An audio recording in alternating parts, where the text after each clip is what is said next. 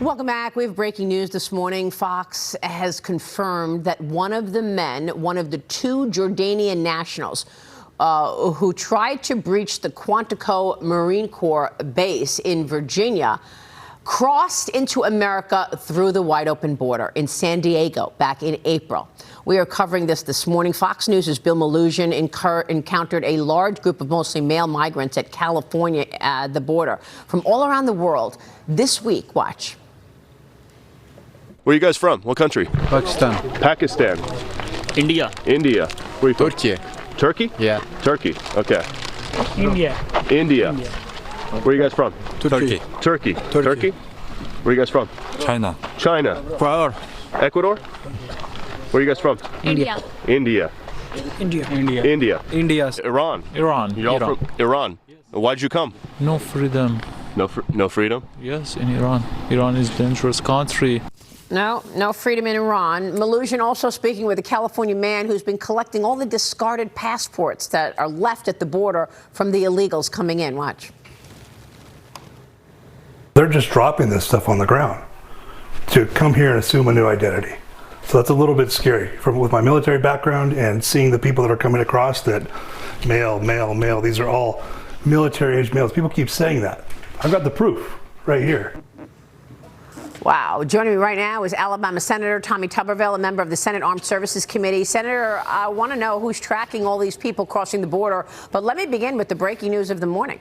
Fox has just confirmed with the White House that one of the two men who tried to breach the Quantico military base in Virginia actually came into this country through the wide open border in San Diego. Your reaction? Welcome to our new world, Maria. We're going to see this time after time because so many people come here. We have not vetted them. We don't know who they are. And as you said, this is just down the road here, Quantico, trying to get into one of our military bases. We live in a dangerous world, but we've created, not we, the Democrats. They have created this scenario. They know now that they're in trouble at the ballot box. They're trying to do everything they possibly can to get the American people to think that, hey, the Democrats didn't do this, Republicans did this with this new bill that Schumer's putting back on the floor. But again, we live in a dangerous world. It's not going to get any better. The only way we can change it is to have a new White House, a new group in the White House that's going to change the scenario and the direction this country is going in terms of open borders. So, I mean, is there going to be any accountability whatsoever here on the fact that we've got a wide open border and we don't know half of the people coming in and what their motivations are? We now are getting confirmation that one of the two people who tried to get into a major military base, Quantico, in Virginia, actually entered the country in April through the San Diego border. We know that the murder of Laken Riley was an illegal. We keep seeing the impact of this open border, 2 million gotaways, 10 million people in the country on Joe Biden's watch. Will we ever see accountability, or are we waiting for a terrorist attack on our soil? Well, you know, you're exactly right. It's not if, it's when. Our FBI director even said that it's a tragedy what's happened to our country. It's not the same country that you and I grew up in. Open borders, you can't allow that with the constitutional republic that we have. You have to have law and order. We've turned into more of a third world country, allowing these people to come in. And the problem with that too, Maria, is the cities, the counties, the states are all going bankrupt trying to take care of these people. $450 billion that we'll spend this year on all the illegals coming in.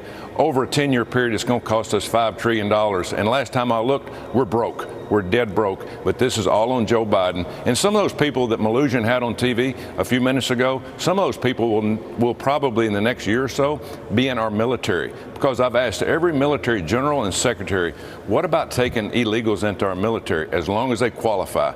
They do not care. They want people to come here that believe like them, that think like them, that will vote for them. But is that the only reason? Why? Why would anyone in a leadership position of the free world, the greatest country, America, allow this country to be put in such harm's way and vulnerable position as having this open border? And why is the Senate voting on this border bill again today? It failed to pass the chamber back in February. Even Oklahoma Senator James Lankford says he won't vote for it, and he was among the ones writing the bill. Democrats now coming out against the bill as well. New Jersey Senator Cory Booker says he's a no vote because he claims it does not provide relief for dreamers. But White House Press Secretary Karine Jean-Pierre says it's all on you and your colleagues. Watch this. It's up to Republicans in Congress if this is going to be successful or not. It will be the toughest and the fairest legislation to deal with a broken immigration system that's been broken for decades. And we have not seen a legislation like this in some time. Well, she's got all her talking points in front of her. Greatest legislation of all time, toughest on the border of all time. Senator, your reaction?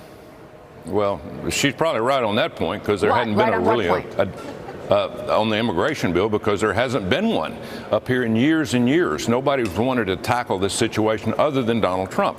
He wanted to build a wall, slow down or try to stop immigration and let people in that we really need to be here. But an example of why they want people to come here, all you have to do is look at Europe, Maria, Sweden, Germany, Italy, France, Britain. They've all been overrun by immigrants. They've changed their lifestyle. They've changed their country. They've changed their laws. They want that to happen here. They want to be like-minded with the Democrats, the socialist Democrats here that are headed in that direction for our country. So it's all a plan. It's all a plan started with Barack Obama, transitioning the country to something else. The American people don't want that, and they're going to stand up this November. But unfortunately, I tell you, we're 10 million down right now in terms of people coming here, probably 2 million more of these gotaways. We're in a desperate situation. The Democrats know if they can control this White House for another 4 years, America as we know it and have grown up in will be gone. And so we have to stop the nonsense. And again, this border bill today, it's just a cover-up for some of the senators on the Democratic side to possibly make a decision that will help them get reelected. But it's Groundhog Day. We're doing the same thing over and over. We don't do anything here in the Senate other than spend Americans' money. Yep. And we don't do anything to cut back. And this is going to cost us a fortune again, these immigrants. So all of this, is this just campaign talk? I mean, when you see Chuck Schumer go on TV and go in front of the microphone and say this is the greatest bill ever, and, you know, Republicans obviously don't care about the border, he's lying? Oh, yeah, exactly. All it is talking points for his candidates, especially in the Senate, because they got 4 or 5 that are in bad trouble.